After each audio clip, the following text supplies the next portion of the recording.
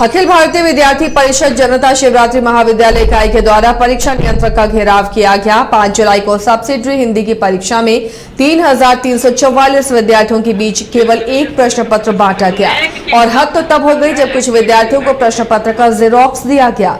जब मामला विद्यार्थी परिषद के पास पहुंचा तो विद्यार्थी परिषद ने तुरंत विषय को संज्ञान में लेकर परीक्षा नियंत्रक से इस पर बात की तो उन्होंने गोलमोल तरीके से समझाने का प्रयास किया। इसके बाद छात्रों ने आक्रोशित होकर परीक्षा नियंत्रक का घेराव किया।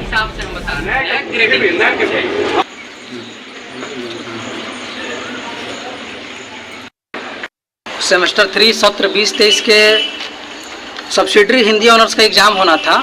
उससे हिंदी के विषय में कम क्वेश्चन पेपर विद्यार्थियों के बीच बांटा गया। पहली गलती तो यहाँ हुई कि 3-3, 4-4 विद्यार्थियों के बीच एक क्वेश्चन पेपर दिया गया।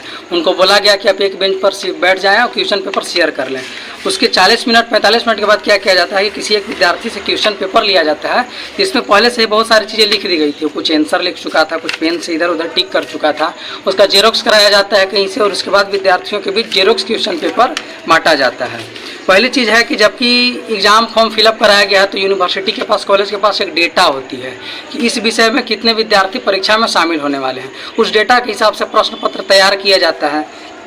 जबकि यहाँ पे इस प्रकार की कोई भी सीन देखने को नहीं मिल रहा है।